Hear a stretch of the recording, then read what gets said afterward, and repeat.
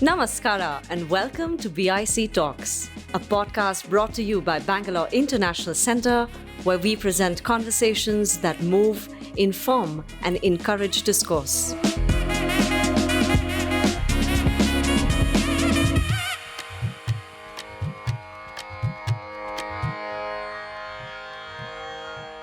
What brings us together is really just a chance.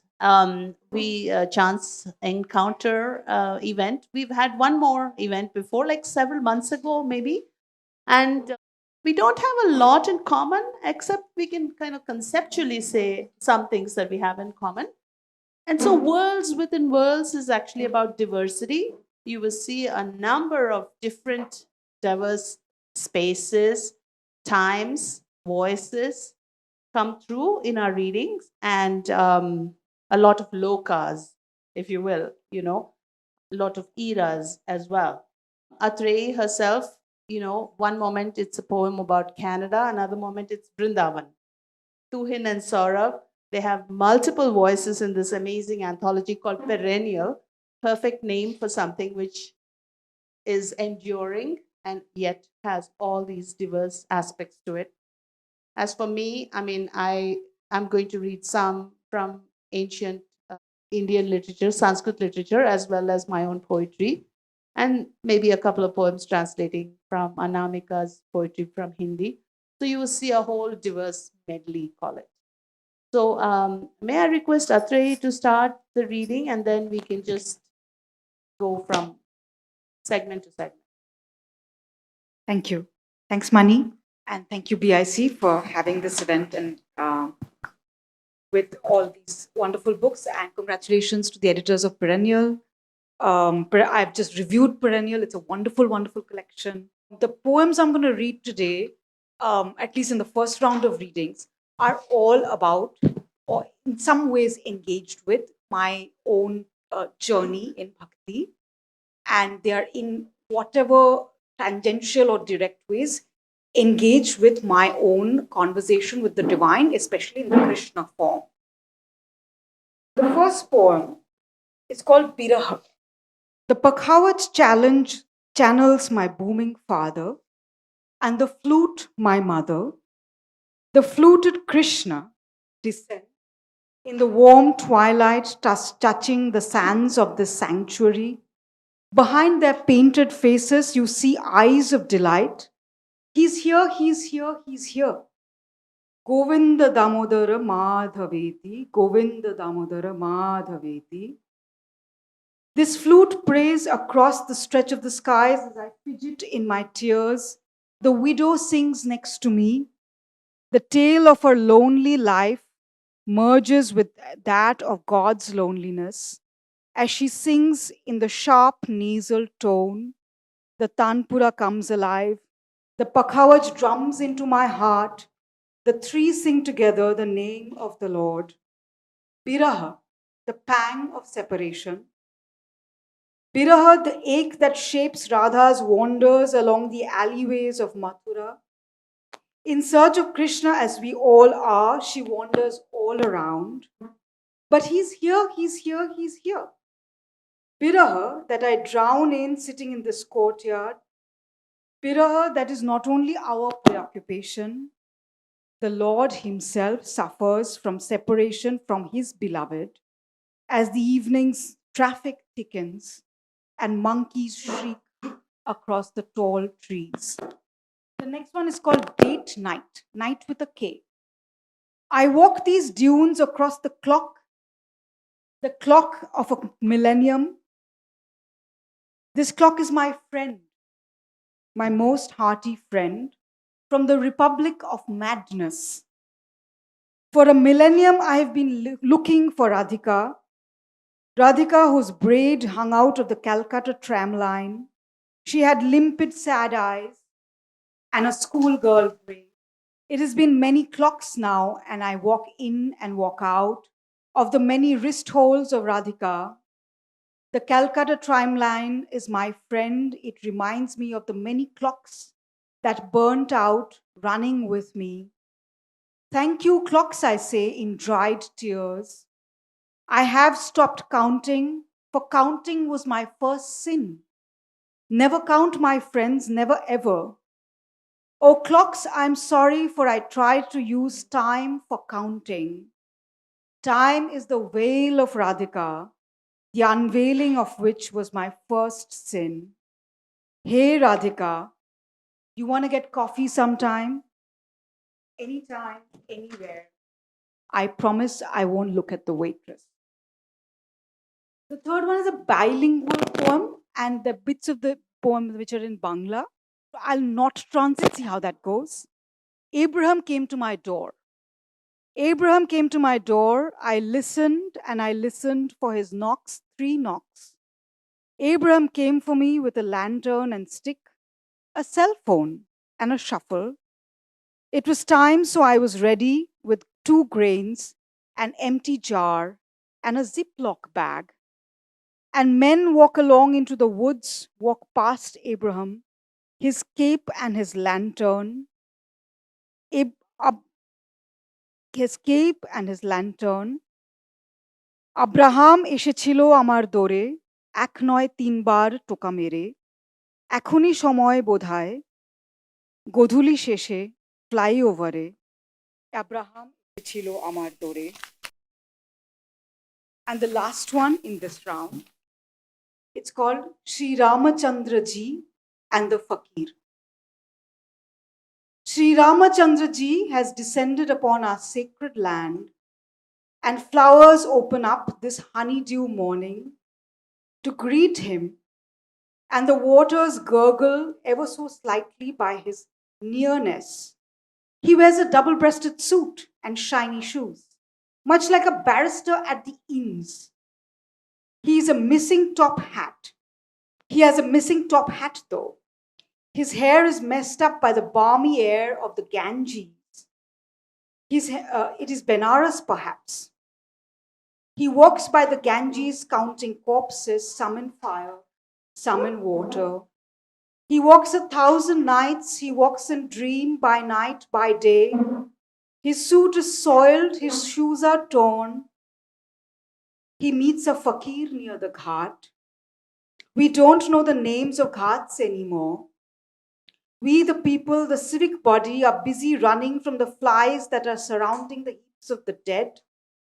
We are the signatories of this mammoth contract of life and death, running for some respite from them damned flies.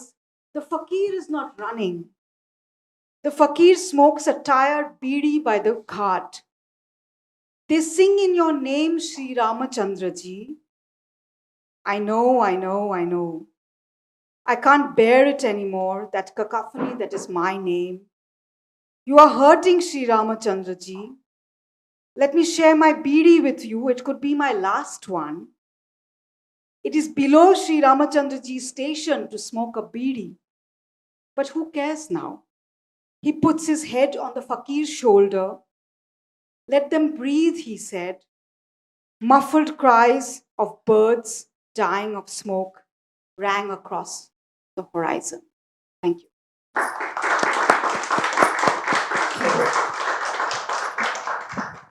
Sourav and Tuhin, your turn. So let me tell you a little bit about this book, Perennial. So this is an anthology I and Tuhin have edited. It's a book in English, 21st century Hindi poets, the representative poets of the century. We have translated them into English. By we, I mean a group of 26 translators, and 40 poets, their work have been included in this book. So this is something that took us 6 years of work, and day in and day out, lots of so finally this book is out. We are very happy about it, and it is being read and received very well, so we are very happy about that as well. I'll just share a couple of poems from translations from the book. This poem is called Mother's Namaskar. The original poem Maa Ka Namaskar by Manglesh Dabral, translated into English by Sarabjit Garcha. Mother's Namaskar. When mother was well along in years, she would do namaskar to all visitors, as if she were a young girl and all others her elders. She would say to everyone, "Sit and have a bite." To humor her, most of them would pick a snack and sit beside her for a while. Mother would gaze at them with delight and do namaskar even as they left. Though she needn't at her age, she would also do namaskar to the earth, and sometimes even when she was alone. Eventually, when death arrived, she must have done namaskar to him as well, and offering him her life, said, "Sit and have a bite." This poem is by Sudhir Ranjan Singh. The poem is titled Inflections of the verb sit, बैठना क्रिया के अभिप्राय. And the translator is sitting right next to me, Tuhin Bhowal. Inflections of the verb sit. The mother moans, her daughter sitting at home. The father is angry, his son does nothing but sit. A friend asks, "Won't you sit?" The drunkard slurs, "Let us sit." A traveler scrunches to offer, "Please sit." The whore seduces, "Sit." The ruler rules with his finger, "Sit." Thank you. Okay, this one poem translated by Carol D'Souza, a very good friend of ours. सब ठाठ धरा रह जाएगा. Uday Prakash's poem, heavily political and written in a meter. So we were very scared to touch it ourselves and translate because we knew we'll ruin it. So we reached out to one of the good translators who we thought would do a justice to it, and I think she has. She's not here with us. She's in Chennai, and she's neck deep into translation and original writing right now. So we are happy that she's in her good space. The poem is by Uday Prakash, Sab ठाठ Dhara Reh Jayega, translated by Carol D'Souza. All these worldly trappings will go. For you have come, so you will go. I will eat roti and rice. You will dig for iron and gold. I will till my field with plough. You will trade in precious stones. I will water luscious trees. You will click selfie photos. I will wring tattered clothes. You will fraternize with the police force. I will study the pages of scrolls. You will flaunt your rising growth. I will smile from down below. You will race the stairs to heavenly abode. I will be the sea and carry on to flow. You will from cannon tops roar. I am pitter patter water. I will pour. You will indulge in royal meals galore. I will eat meager meals as before. All these worldly trappings will go when you will meet your end as every Joe. You will ring temple bells into conscious blow. I will sing the couplets Kabir composed. You will brandish your branded bro. I will visit the doorsteps of Khusro. You will persist in persecuting the poor, but it will melt away your iron core. For you have gained, you will lose so. I have lost, so I will hit the mother lode. Thank you. Tuhin, why don't you? Thank you. Thank you all for being here. Saturday evening, Bangalore traffic. Thank you to Atreyee, Sourav. When I first moved to Bangalore, he was the first person whom I attended these workshops and, trying to get myself reading deeply in poetry, close reading poetry. Mani is here. It's really humbling to be with her. Anybody who's interested in poetry in English, I think Mani needs no introduction that way. So, yeah, I'll start with a few translations, short ones, and then probably move on to some of my poems and probably end with one short Bangla poem by Jivananando translated by me. So, Bangla poetry, it took me 3 decades to finally come to Bangla poetry. So, yeah. So, this poem, the Hindi title is Kudal by Kedarnath Singh. The poem, the title is Shovel. The gardener has left, leaving it at the door. Its presence seems odd to my eyes. But in the dusty light of a passing day, its strange, fiddly, dirt clad arm attracts me. There was work which is done. Soil has been tilled till the roots, and now the shovel is posing silently like a challenge at the door. I consider lifting it from there, bringing it inside and keeping it in any corner. How about the drawing room, I think? If not like a shovel, an ornament just as well. If there can be hawthorns, why not a shovel? But no, my heart said, a shovel cannot live in the drawing room. This might deflate the balance of the house. Then my attention turns towards the kitchen, but against a freshly washed, deep terror of purity which existed there, I found the shovel to be quite helpless. What to do then, I thought. That's when it struck me. Why don't I hide it in the dark beneath the bed? Of course, this will tame my courage a bit, but the scent of mystery, which would be filling the air, will certainly add to the warmth of the house. But wait, a shovel under the bed? I laughed out loud at this amusing image. In the end, I thought about the shovel for a while, standing in front of the shovel, as if carrying it on my shoulders. I was standing in an invisible court, testifying for the shovel's existence on earth. But the question still stood there, right where the gardener had left it. My century's most difficult question asked of me, what happens? What happens to the shovel now? As the darkness kept looming, slowly but gradually in the darkness kept looming the shovel's stature, and now leaving it at the door turned dangerous. Leaving out on the street was impossible. The shovel had no place inside my home.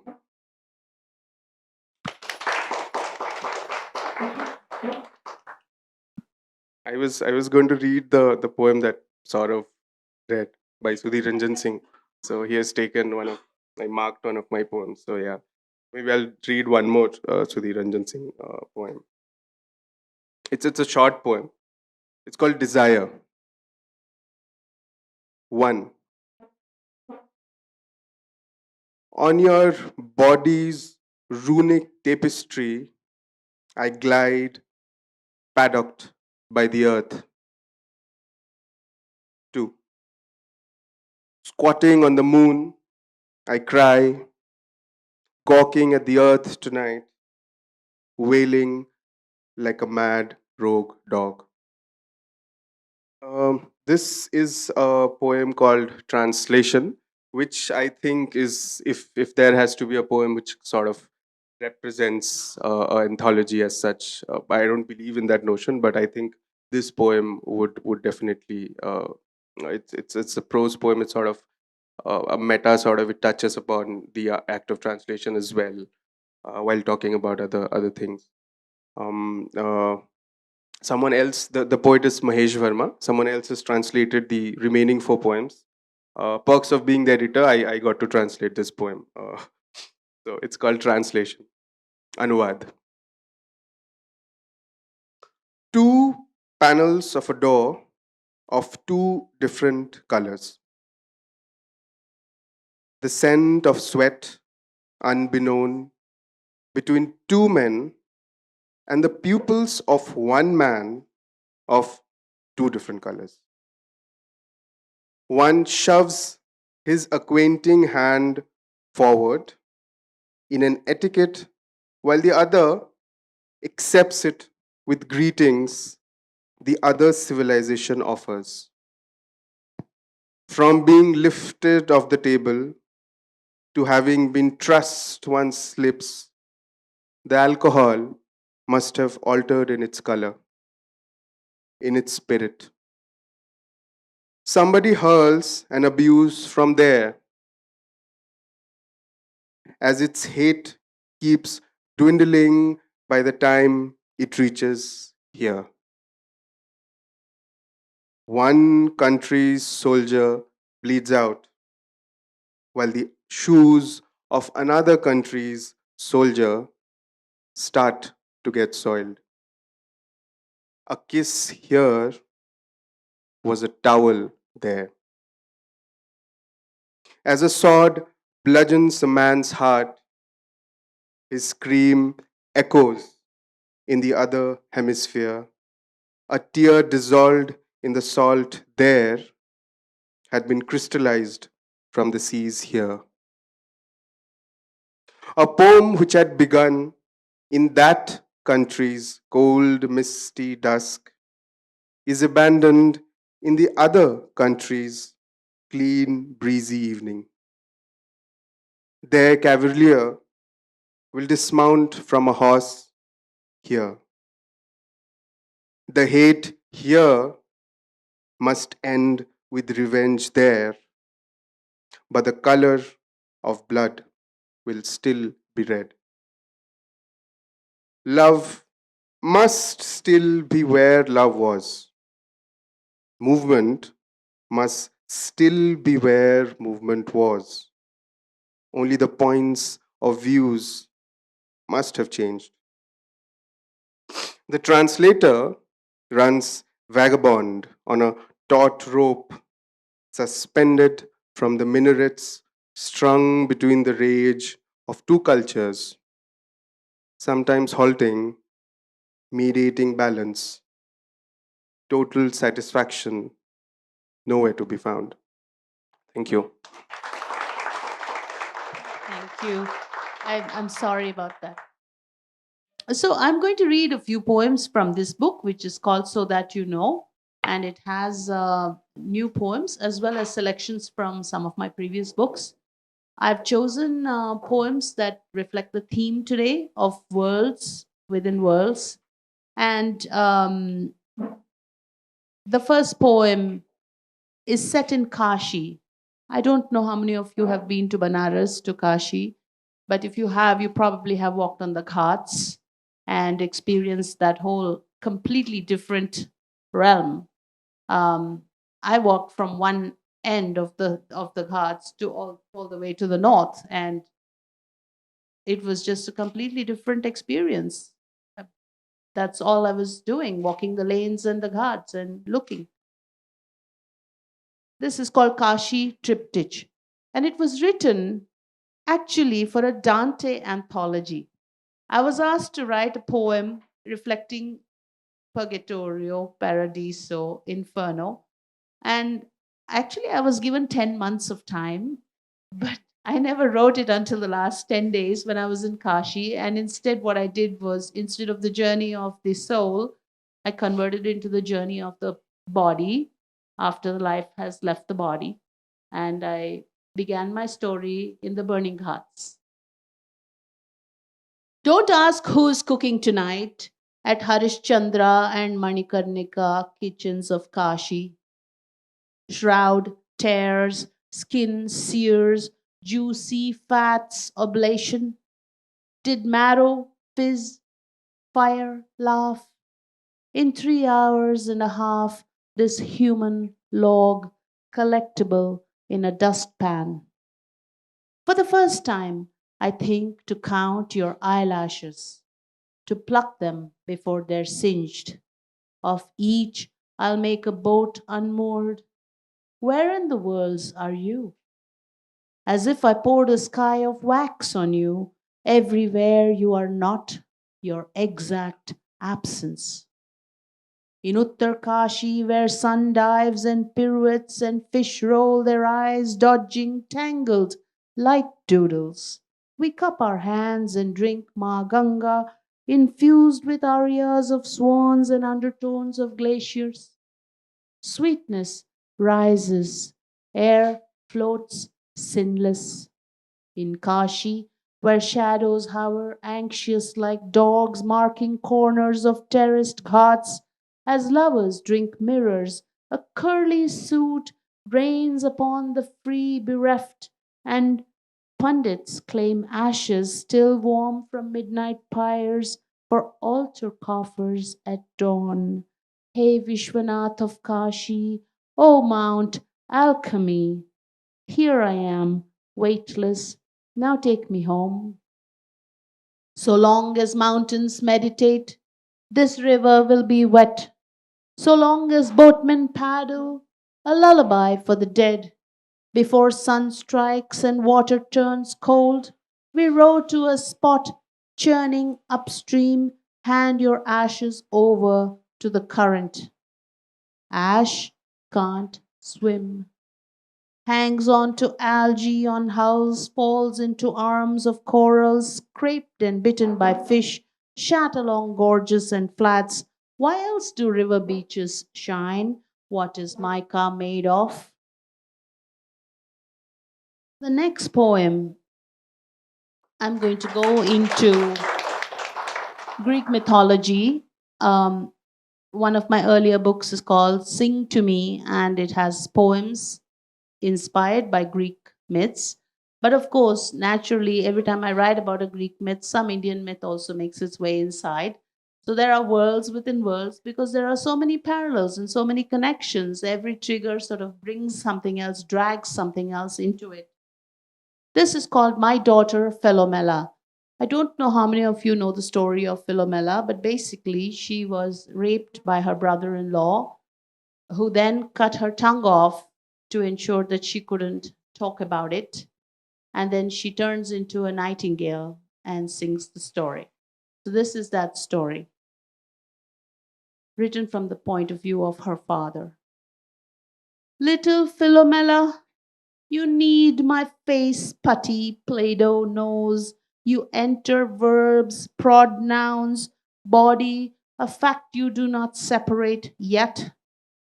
Isn't it fun running in the open? Conquest of trees, wrists, knees, crunchy hair, twirling in a new dress, 5 husbands gawk, while Draupadi, shuddering, lockjawed, what's thoughts, where's mind, whose fun park, how to be wrapped, Krishna? Arms crossed, knees fetal, your sleeping positions, leader. Every age imposes its season on you, you regardless, permissive. Oh, Philomela, a dog's fooled when lover returns as thief. Jatayu's goosed at Sita's heist. I did not even search his face, I thought him son. His ardor, manner, procedure honored your sister. Now, nightingales, pity Tereus' father, parent, place the snakes on Medusa's head.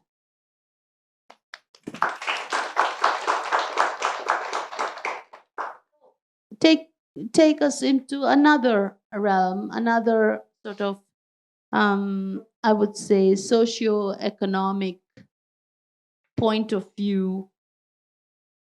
It's called Postcard from India.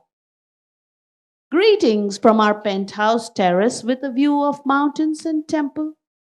When you visit, we'll sit in the hammocks and sip a fresh infusion of tulsi while temple speakers blow us mantras.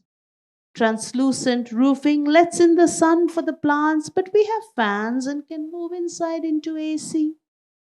Everything is now available here thanks to online shopping. We are spared exposure to pushy crowds and bad handling practices. We have it all: pressure washer, patio scrubber, herbal insecticides, always on the lookout for more. Efficient masks, no clothes dryer though. As I said, there is the sun. We had to train the staff a bunch. Used washcloths to a separate section of the clothesline, buckets for chemicals marked with hashtags, fresh mop water from room to room. First thing in the morning, our driver wipes the front gate with bleach. All rounder, he even cleans fans if we ask him to. We've taught our cook how to make pasta. How saute does not mean fry. I discreetly inspect her nails. It's hot. My heels are cracked, but cold pressed coconut oil soothes. I wear my kung fu shoes in the house. It's hot, too dusty to go walking, and always too much trash, so I don't. I can no longer sit cross legged to meditate. My dear, I close my eyes and recall how much you wanted to do service in the slums of Bombay.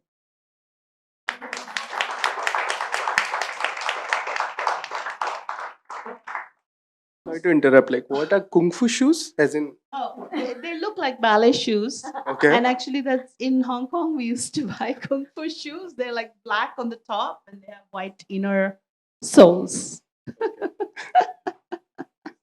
They're like rubber soled, so you can't hear them when they walk. Very comfortable. So, this one, and I'll stop with this poem. This is called Fusion 2024. I don't know how many of you remember, but Diwali and Halloween came together.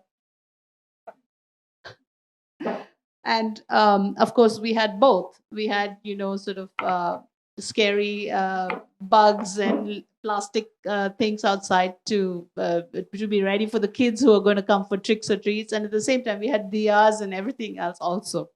So, Fusion 2024. When the goddess of fortune rang our doorbell, she was taller than we had known.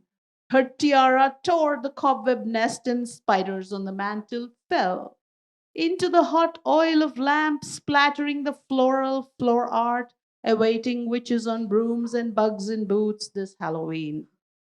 Upon our lotus cushion, she took her place, granted every trickster their treat. Her pet owl hooted, "Who's who?" at home in heaven and hell, this Diwali, this Halloween. So, I mean, with that, like our first round of reading is done, and we've covered and touched upon so many different voices and worlds. One thing I actually want to ask you, and this is a genuine question, not like a rehearsed question, is do you think the poetics is vastly different in all your encounters and experiences and poems that you translate and all the voices you come across? For example, I know that when I read Middle Eastern literature, I've been told that exaggeration is the norm. So, not to take it too seriously, you have to kind of take it with a handful of salt. So, different standards and different poetics kind of apply. Or, like, for example, when I translate Kalidasa, if a face is like a flower, or, limbs are like vines, you don't take them literally, but you understand the point. But what about the poems that you translate? You have so many different voices. How do you arrive at a standard way of evaluating, or how does that feed into all the different worlds within worlds, into how you process it and yourself also with Vrindavan, Canada, and so many jostling locations? So I'm not as much of a translator as you guys are. Let me say I'm remembering what's his name? Adam the Long, last Eastern European last. Yes, yes. He has a poem on the self, which I read as the same at the same time I was reading a book about Islamic philosophies and theologies of the soul, where there's a diverse vocabulary of the soul. In this state is called this, and in that state of being is called that. And if you're in romance, it's called this, and it's if you're in sadness, it's called that. And there's a kind of it's replete with complication and specification. And in Adam, what's his name's poem? No, I mean it was a good poem, but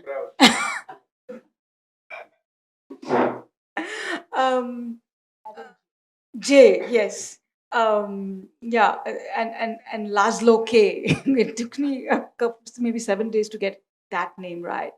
So Adam J's poem was giving that whole kind of range of being in the world as one person, one name. And as an anthropologist, that to me means that the Inuit in Alaska have like various names for snow. Likewise, we have various names for rain. It's just that our attention is on rain with specification and complexity, whereas their attention is on snow because snow is part of their reality and rain is part of ours. And I think for me that standardization is when in anglophone worlds we kind of equate worlds within worlds. And that equation, perhaps a kind of violence. So I started translating into Hindi first. English happened much later. But yeah, as you said, the voices are so varied, so different. There is always an act of infidelity involved with translation. You cannot do justice. It is like Jerry Pinto once said at the BPF that it's like pouring perfume from one bottle into another. Some of the essence will be lost. You cannot do anything about it. But there is always that priorities. Okay, this poet, I love the rhythm. For this poet, I like the colloquial diction. So you make those choices. And of course, for Perennial, we were working with, like, us included, there are 24 other translators. So each translator had their own preferences, their own way of looking at things. There was a lot of back and forth, but at the end of the day, we wanted the poets, the music, and the diction of the poet to get translated into, while preserving the meaning. We wanted the music to come across, and the translated piece to work independently as a poem. That was very important. We didn't want it to read like a translation, but as an original poem itself. So to make that work, we did what had to be done. Yeah, all of us together.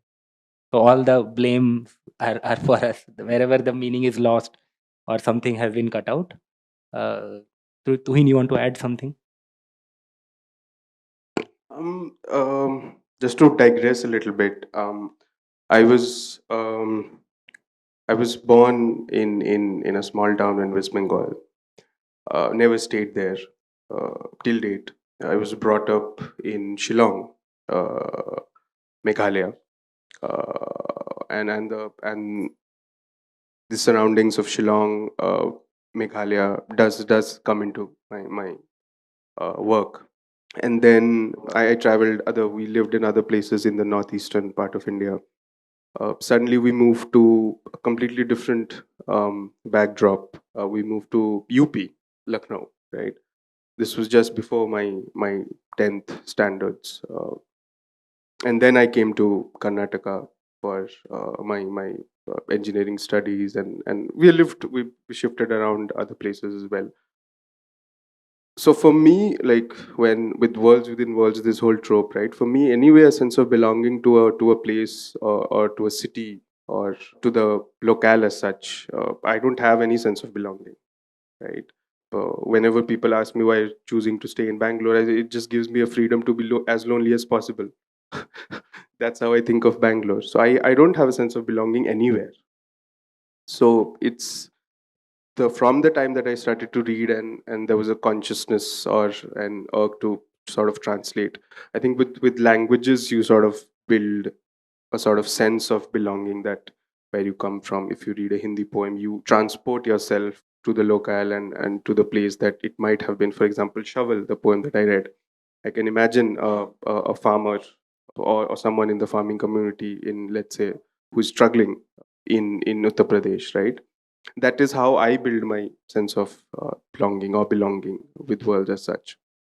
And I think probably I have not answered the question at all. But with translation, I mean, the challenge with translation is, Atreyee mentioned Laszlo K. Now, I'm a big Krasznahorkai fan.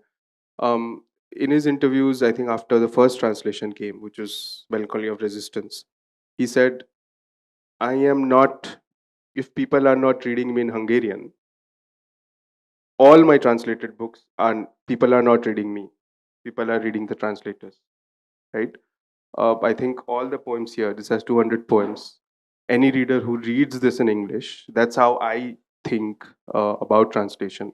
Nobody is reading the poets. You are reading the translator as a writer or a poet. The book itself contains a epigraph from Borges, who said that the original is unfaithful to the translation, right? So it's we are in that sort of times where the moment it is translated, it's original, it's a standalone work in that language. It's sort of stupid to me to go back and think, oh, what would this have been in Hindi or Bangla, but then there are other means and other ways and other nuances where we actually evaluate a translation. So I would actually disagree a lot with you, and I have Yeah. quite a different perspective on this. I think, for example, nobody is buying Kalidasa because it's Mani Rao. They're buying Kalidasa because it's Kalidasa, and they expect the book to represent that. But of course, my voice is also there, and I'm the channel and I'm the medium, and my own poetics will come into it. But I think that there is like a negotiation that has to be done between how to be present and absent both, so that you, for example, if Megadutam was also going to sound exactly like Raghuvamsham because it's money, then that's not a success. But if the work is going to sound different because the translation is interacting with a different work each time, so therefore the product is different, the result is different. So I think there's like a chemistry that occurs, and I would hope that the as much of the original voice, the flavor, the whiff is strong in it. And I've also found, for example, like I'm also the translations poetry editor for the Bombay Literary Magazine. A lot of times the tendency is that, oh, I don't like this, from an editor. And I have to sort of pull back and say, no, no, this is not about you liking it. This translation represents a literature from that space, from that time. And so that is the context that we have to look at, not your personal poetics, whether it's cool or whether it's not, because we are representing all these literatures. And the readers then get exposed to those literatures. So I actually place a lot of value on that. But of course, I think that it is a new creative piece. I'm not denying that. But I think that some of the statements I would disagree with what you said, and some of them. Yeah, definitely. Not at the cost of the source text, because otherwise, what we are translating, right? That's always there. No? Yeah, Yeah. definitely. Just talking about before the thing began, we were talking about the Bangalore metro and people who were stuck in traffic and chose not to take the metro, etc. This poem is called Purple Line. Many of us here are citizens of the Purple Line. You get on the Purple Line and head back into your cove, and the day breaks. The first train, the first hint of a pink horizon, and the first hour of a beggar's sleep by the railway lines mark your departure from the city that rises up to make money and kill hearts. The Purple Line runs straight into the universe, and you leave the tired city, having walked its alleyways the whole night as where you are shadow god. We don't know who you are. We don't know your millennia of war. We don't know your statecraft. We don't know your love poems. We only see you walk about an urban Bedouin in a pinstriped bush shirt. And we fight through the day about Marx and Lenin and the wars of the day, price rise and heartbreak, strangers, gods, monsters alike. This city is our most favorite battleground.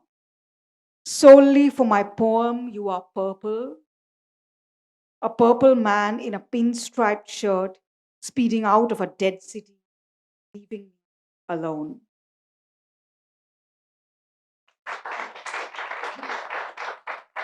The next one is also a color poem. It's called Lilac. In the name of the cowherd god, you turn pink at the turn of the clock. When cattle walk home, I take my phone out to square you out onto an IG story. This story is interrupted time and time again by tentacles of this ugly city. People's bobbing heads and truck headlights. Bangalore grows into eternity and my taxi ride never ends. I square and square your lavender and it spills out of my frame. IG stories be damned. Damn you, lilac piece of sky, I say. You belong in my smartphone. You belong in my pink cocktail. You belong in my colorless heart.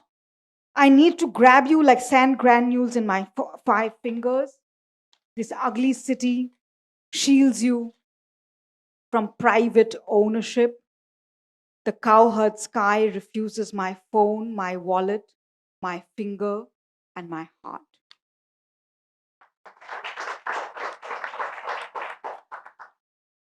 And one last, it's called Sky. It's unpublished, it's in review. It's a poem that is dedicated to A.K. Ramanujan. It's called Sky. Professor AKR stands before a high Chicago fortress window, staring into the Lake Michigan. The frozen lake reflects back on his pupils, an ancient nomad, swung on a trapeze between Kannada, Tamil, Telugu, Sanskrit, hung out to dry on the crucifix of English, that Mysore boy, that time traveler, soothsayer, time the endless refraction of clean surfaces, frozen lakes, and gray brown pupils. The little boy beneath my window dives into a video game window. I slice the sky into pink and blue on my phone, finite, yet endless. Time moves in and out of me, making massive universes in the lunch break. I say to you, if I die, leave the balcony open. And you look puzzled, not knowing that I'm quoting the famous morbid Lorca. And you pull the curtains apart, I look at the sliver of pink sky. It trickles into my pupils, and that then coagulate as 2 tablets in my cup, making their way into my body, and I am sky.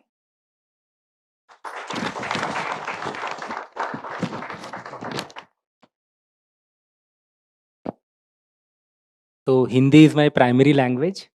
I'll read some of my own work in Hindi.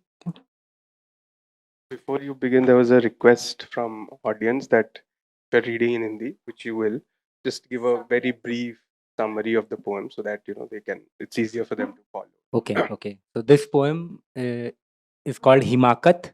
Himakat means audacity, but it in a slightly foolish way also. This poem is about.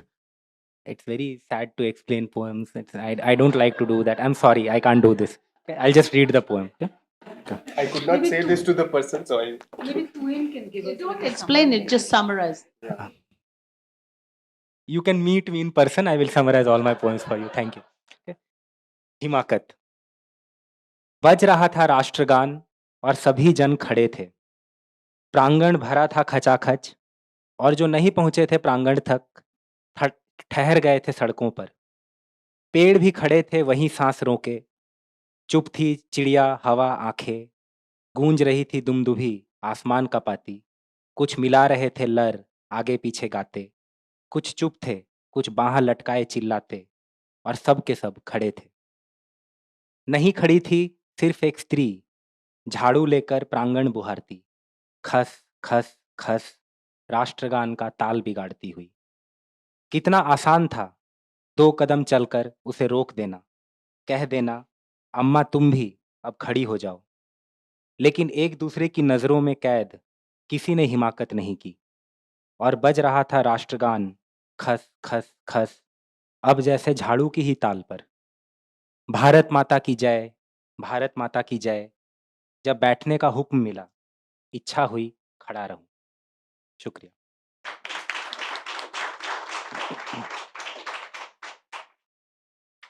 ये कविता है. इसका नाम है दया. दया means kindness. दया. इसमें एक शब्द आता है घोंघा. घोंघा means snail. Sorry, I'm a teacher. I have a tendency to stop and look at everyone before giving out meanings. दया घोंघा मीन्स स्नेल. ओके. जब वो बच्चा घोंघा पर मूत रहा था घोंघा अपना ही घर पीठ पर ढोता. पिघलता चला गया दूर तक दाग छोड़ता. बच्चा कोंच देता घोंघे की आंख में टहनी. रुका रहता कि वे उगेंगे वापस. बाबू ऐसा मत करो तुम उसे समझाने गई थी. और मैंने आगे बढ़कर कुचल दिया था. कड़मड़ आवाज और खेल खत्म. हम दोनों ने घोंघे पर दया दिखाई थी. हम दोनों अवाक थे कि कितनी अलग थी हमारी अपनी अपनी दया।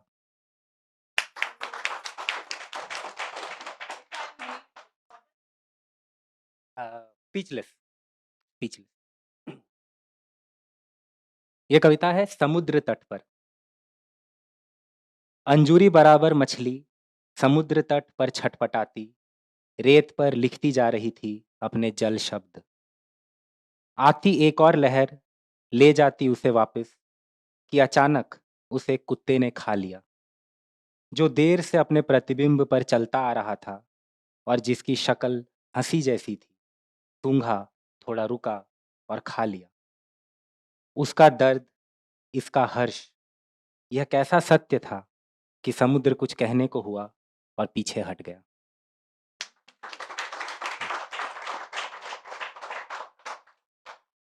अनदर शॉर्ट पोएम, सुपरमार्केट में। काउंटर के ऊपर स्क्रीन थी, सीसीटीवी के फुटेज थे जिनमें एक मैं भी था। मैं देख रहा था खुद को किसी दूसरी ओर देखता हुआ, अपने से क्षण भर पीछे चलता। मैंने हाथ हिलाया किसी और को, म्यूट पर अंधकार से घिरा, चाह कर भी नहीं मिला सकता था खुद से आंख। आईना देखकर घबराने वाला मैं यहाँ कैसे आ पहुंचा? स्क्रीन और काउंटर में एक साथ कैद, एक हाथ में झोला, दूसरे में क्रेडिट कार्ड। कविता में भी मैं करता हुआ, जैसे सामने हड़बड़ाती स्त्री का बारकोड स्कैनर। शुक्रिया। और एक आखिरी कविता, ये मेरे पिछले संग्रह की कविता है। यहाँ मेरी बेटी बैठी है, यहाँ पर बुक स्टोर मैनेजर। तो वो जब 2 साल की थी तब मैंने ये कविता लिखी थी। कविता का नाम है मिटाओ। ये हम सबको डेडिकेटेड है ना? कविता का नाम है मिटाओ। छोटी 2 साल की बिटिया पेंसिल लेकर आई, कागज पर काट कूट कर मुझसे बोली मिटाओ। रबड़ से मिटाते हुए मैं सोच ही रहा था, इसमें क्या मजा कि आप जो लिखें सामने वाला मिटा दे। कि इस बार उसने पेंसिल 65 दफा पूरा घिसा, मछली के पेट में हाथी की सूंड पर आकाशगंगा, जिसे मिटाने में काफी वक्त लगा। आखिरी क्षणों तक उसकी पेंसिल लाठी लेकर मेरा कर रही थी पीछा, और रबड़ के बहते आंसुओं के समुंदर में लिखने और मिटाने का फर्क तक मिट चुका था। और अब जब मैं लिख रहा हूं यह कविता, मैडम चीस चुकी है पूरी कॉपी और पकड़ा गई है मुझे मिटाओ। शुक्रिया।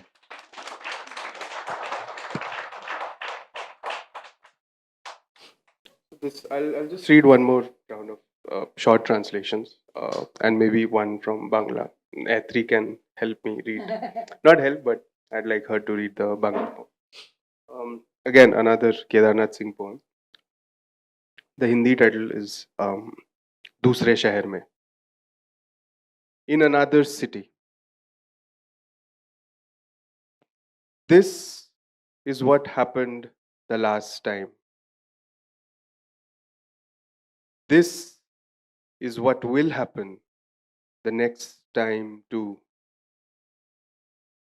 We will meet again in another city and keep gawking at each other's face.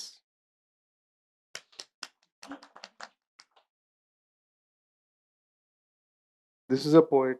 This is the poet Gagan Gill. Vidya is here, our good friend. She's a wonderful translator. Uh, I'll read one poem by Gagan Gill, translated by Vidya.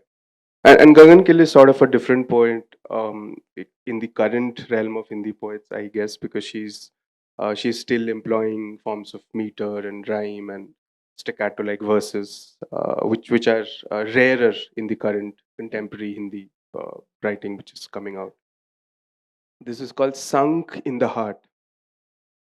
Sunk in the heart swims a boat, a twig, a dead swimmer. Asleep in the heart glides a fish, a spider, a web, a crocodile trapped. Weary sleep wanders inside the head. Black moss, a ripple, gurgling of a lost affair. A life snuffed out, slowly a resolve. a thirst, a desire, an offspring, sunk, a shadow flutters, a figure, a maiden, dead in her own skin, a mermaid. I wonder who. Thank you. Um, and on some popular demand, this is a poem by Farid Khan. The title is Tiger, Bagh. I'm hopeful that to save its own species, the tiger will become a poet. The way dinosaurs became lizards, and the poet, occasionally, a tiger. It is the claw that brings forth the poet and the tiger. Both leave their marks. Both are killed. Both are killed. Thank you so much. Um, I'm going to follow the vein of some of what you read by going for like two really short poems before I turn to something longer. So, you all know that when you know something, you really know something. Yes. I'm also looking around like Sourav, like teacher. Look at everybody in the class. How I Knew. This poem is called How I Knew. How I knew it was you, not because you said it was not you, or that you don't even know the word I heard you say, but that I told you of my dream over the rim of my coffee cup first thing this morning, accusingly. The next short poem is called Safe. Safe means safe. When I tell my mother I'm going someplace, she warns me of crocodiles that look like logs, mountain lions behind rocks, lonely roads and rakes, tall grass, irate snakes. One must never enter caves or go to the restroom in large malls solo. She speaks without word breaks. No wonder I am so fearless, all the panic safe with her.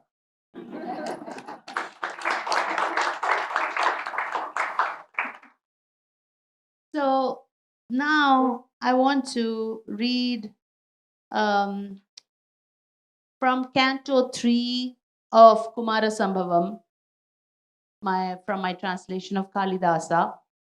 And really want us to notice how things are so familiar in the scene. This is the part where the gods convince Kama to go and shoot that arrow at Shiva while he's meditating. Canto 3, The Burning of Kama. Suddenly, the 1,000 eyes of Indra turned from the 30 gods and fell on Kama. The attention chief space subordinates usually depends on their uses. Nothing's changed, isn't it? The attention chief space subordinates usually depends on their uses. Sit here. So Kama sat near Indra's high seat, nodded acknowledgement of his superior's favor, began to speak in private. Your favor, your attention, I want to make more of it with your orders. You're smart. Ask for whatever in the worlds it is that must be done for you. If your annoyance comes from one who performs a long, grave penance seeking your position, right on, he's the target of my bow, arrow ready. If someone dares step on the path of liberation without your permission, for fear of suffering recurring birth, may he remain chained for a long time by sidelong glances shot by the arched eyebrows of lovely women. Say, who shall I torture among your enemies Even if trained by the wise demon chief Ushanus in the rules of success and righteousness, I'll destroy like the Sindhu River destroys banks. I'll use passion, my secret agent. Who's the chaste beauty with a shapely behind who took over your roving heart, who you wish would fling her arms around your neck of her own free will shamelessly? Who, irate, spurned you, lustful, fallen at her feet? I'll make her suffer so bad her body will ache for a bed of tender leaves. Relax, great hero. Give your thunderbolt a break. Whoever the god foe, his strong arms weak by my weapons, he will fear even the peeved lower lip pouts of women. So then I'm just going to jump. Indra moved his leg off his thigh, graced a stool with his foot, said to Kama, who had so openly declared his talent for the task. All of that is possible for you, my friend. I have two weapons, the thunderbolt and you. The thunderbolt is useless on those with yogic powers, but you do get around successfully. So then basically he flatters Kama and tells him to go and shoot this bow and arrow. So then we jump to what happens after that.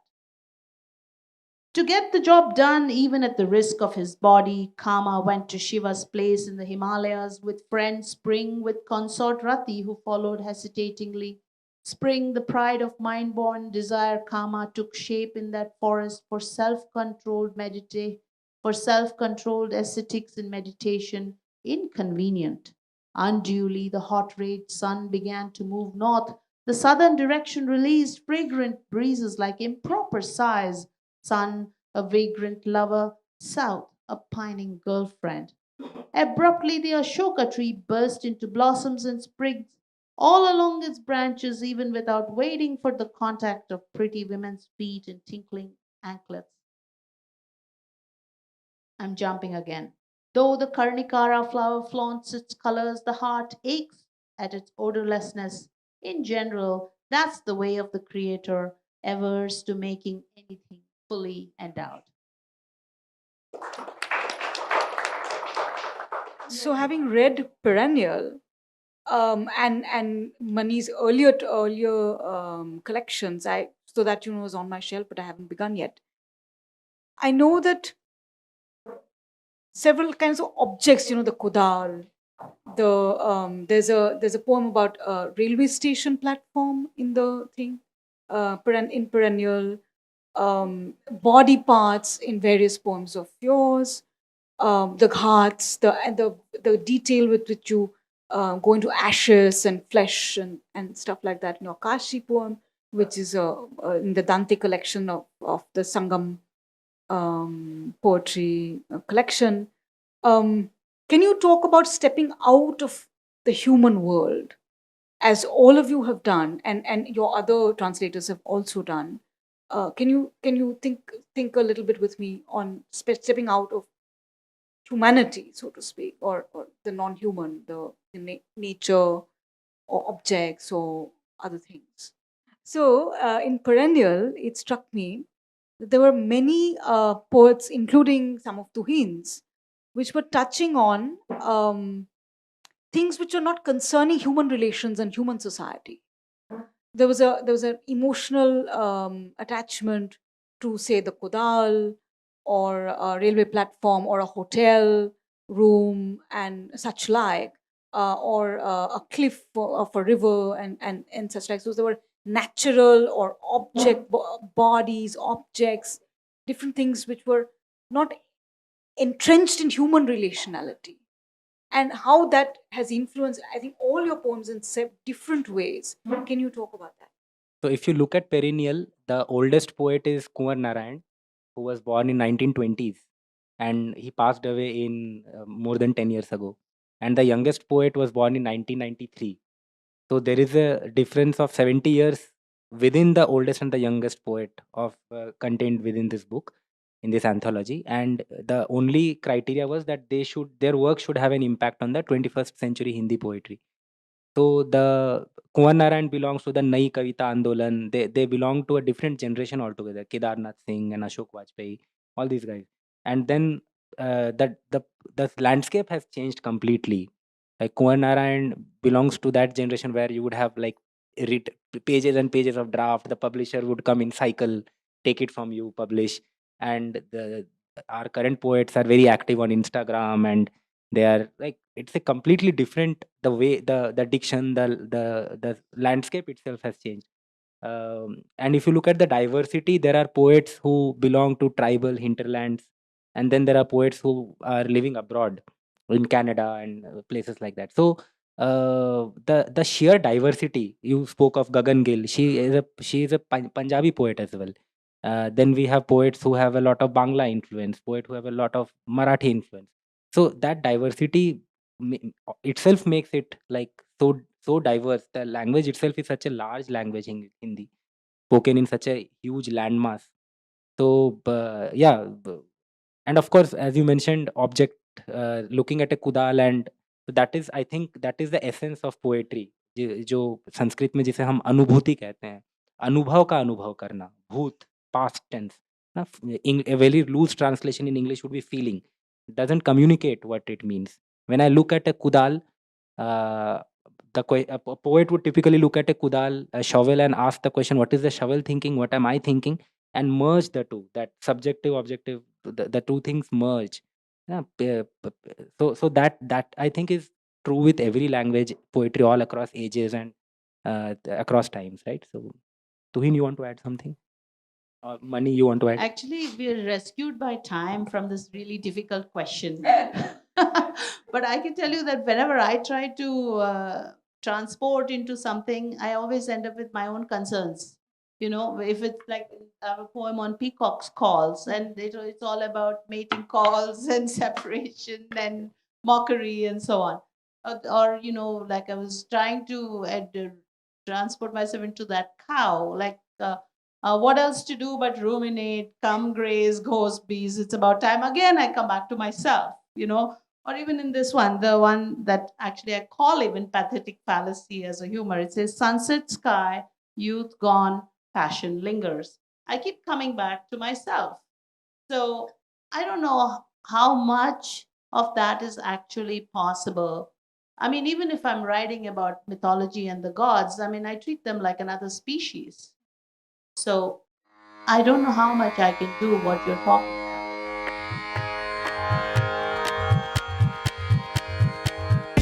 You have been listening to BIC Talks by Bangalore International Centre.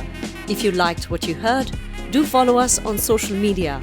Keep up with our programming by signing up for our mailer on the website, or leave us a review on Apple Podcast or iTunes.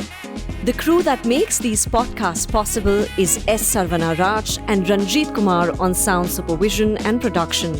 Artwork is designed by Chandani Venkataraman of Crisscross Design Studio. Don't forget to subscribe to our channel on your favorite podcast platform. It can also be accessed on our website, bangaloreinternationalcentre.org. This is Sunaina Jain signing off on behalf of everyone at BIC.